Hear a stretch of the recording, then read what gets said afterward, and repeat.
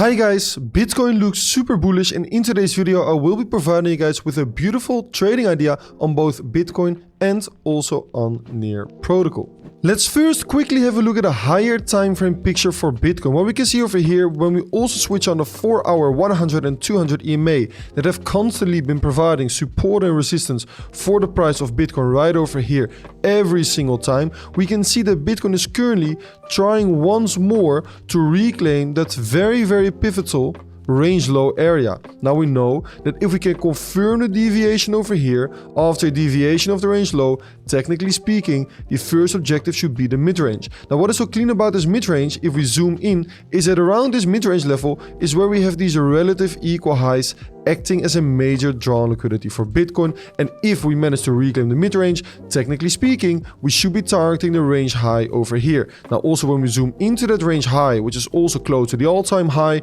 we can see that over here is also where we have these relative equal highs for Bitcoin acting as a draw on liquidity. So in my opinion, we are the pretty pivotal area higher time frame wise. Obviously on the lower time frame, soon we will look for potential execution on a trade, but I think as long as we remain above the 4-hour 100 and 200 EMA, and if we manage to reclaim this range low, which we have been testing a lot of times to support the resistance now, I think we are looking good for a potential squeeze higher towards this mid-range liquidity pool. Objective wise, I think we should be looking at the mid-range, and we should be looking at a potential reclaim of that range low today, and obviously we have the Fomc meeting later tonight as well. Now what I've been teaching you guys over the past years is that you should not let news events influence your decision making on price or on any trades at all. What you should be doing instead is hold on to the only thing that we as a trader can hold on to anyways, which is the charts. And news events, guys, you have to understand this.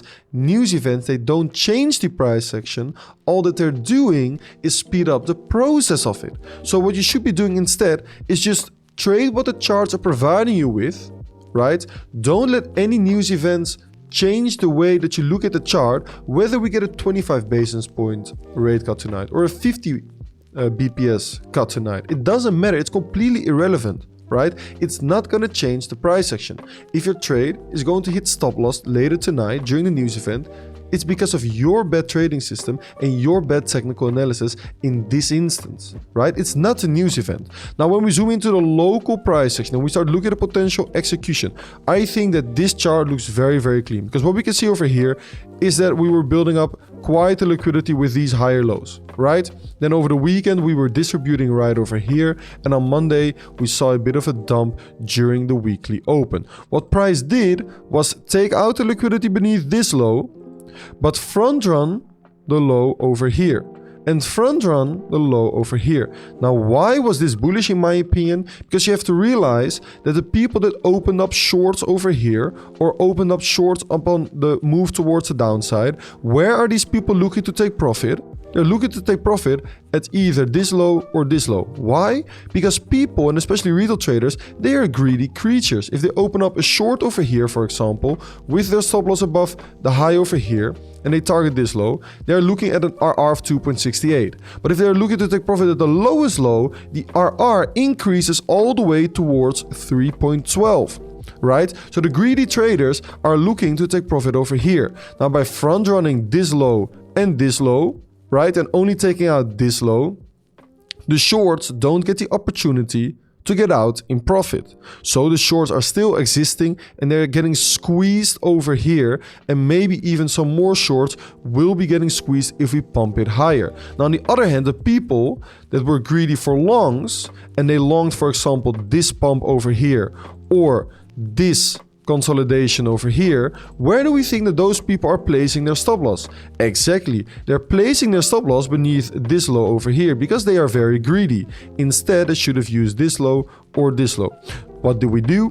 We took out the stops of the greedy long positions and then we pumped it towards the upside, and that is extremely bullish for Bitcoin. So that's definitely some bullish price action behavior. Now over here we were in a local downtrend with lower lows and lower highs continuously being formed on the Bitcoin chart, and over here we shifted price action back towards the upside, which was another bullish indication.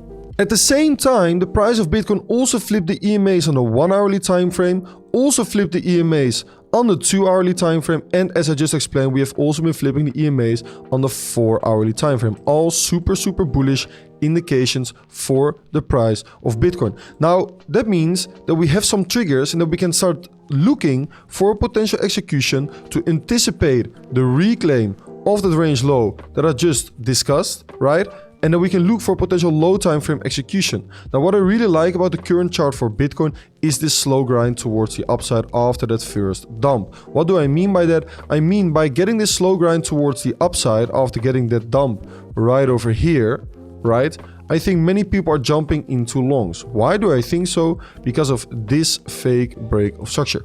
People identify this as a valid break of structure, so they start breakout long the price of Bitcoin with their stop loss beneath this low or beneath this low, targeting higher levels. That means that by getting this fake break of structure, we are engineering liquidity beneath this low, but especially engineering liquidity beneath a low right over here. Now, what I think and what I find pretty interesting about that liquidity is that it aligns exactly with that previous bearish fair value gap right over here, and at the same time we are creating this bullish fair value gap right over here as well. On top of that, we have some beautiful alignment of the EMAs on the 1-hourly, 2-hourly and 4-hourly time frame. So that makes up for a very nice first POI. On the other hand, we also have to realize that right beneath this low there will be some liquidity resting as well, I believe. Okay, so that means that for Bitcoin, I'm expecting, or at least I'm hoping for a bit of a short-term dip, either in towards my first POI over here and then to pump it towards the upside, or I'm hoping for a dip into that second POI, which is beneath this low over here, then a reclaim of the previous bearish fair value gap, and then a pump towards the upside. This is the low time frame scenario that I'm hoping for on Bitcoin today. Does that mean that we cannot continue higher from here? Yes, we can, but it means that I'm only interested in longs if we take out the lows over here or if we take out the low right over here. And if we do, I'll be looking for longs right there for Bitcoin. Now for Bitcoin, I'm not going to be providing you guys with the exact setup. It's up to you guys to find the setup yourself. So the entry point, stop loss, and take profit targets. But now for NEAR, it is looking a bit different. Now for NEAR, let's first have a look at the statistical confluence. What we can see over here for the current week is that we formed the current weekly low right over here. After forming the weekly low, we formed a weekly high over here, which means that this over here is the current weekly P1 and that this right over here is the current weekly P2. Now that means that the current weekly P1 was formed on Tuesday during hour 1. When we look at the weekly timing statistics for NEAR, and I fill in the fact that we formed P1 on a Tuesday, we can see that the last time that we did not form P1 on Monday or Tuesday for NEAR was 14 weeks ago. It was on a Wednesday. It's a very long time ago, right?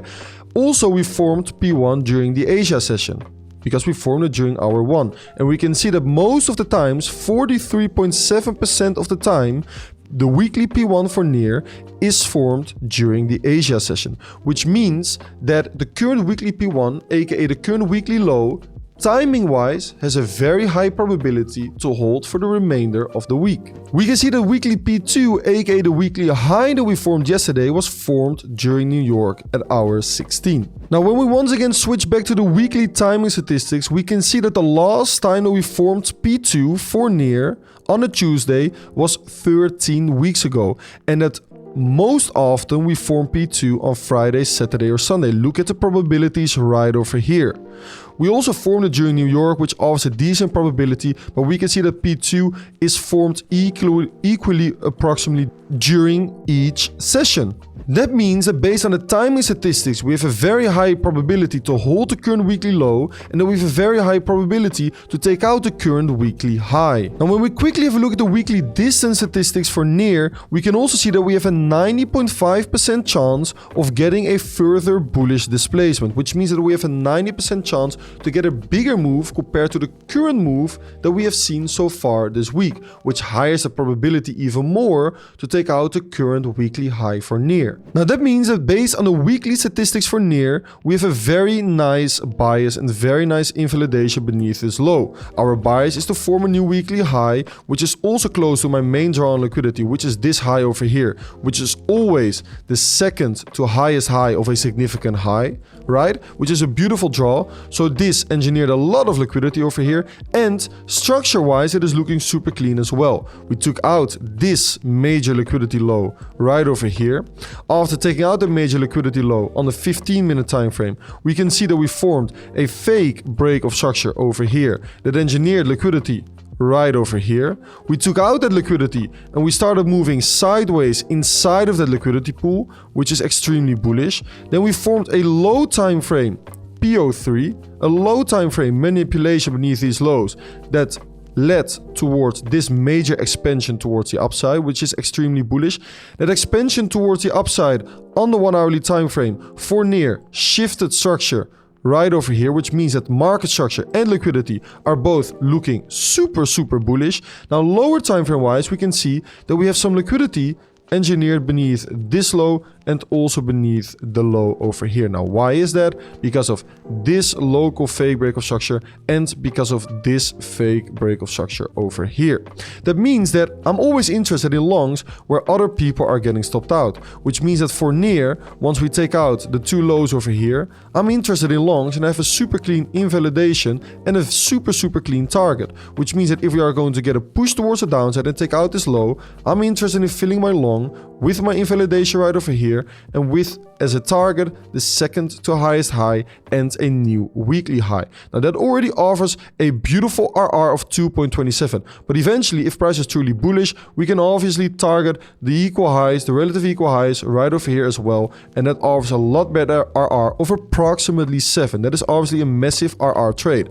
Now I'm always looking for a second DCA entry as well, and when I look for a second DCA entry, I want to look at this little liquidity that we have been forming over here. I think some greedy traders will place a stop loss beneath the low over here. Now beneath that low is where we also have that previous supply area, which can now turn into demand. This is very low time frame work, guys, but obviously this works as well. Look at this previous supply that should now be turning into this demand, and this low time frame inducement should be acting as a nice little liquidity pool that we can take out, fill our second entry, tap into that breaker block right over here, same invalidation for our DCA entry, and as a first target that already offers a beautiful RR of 7.6, and as a second target it offers a major RR of 20.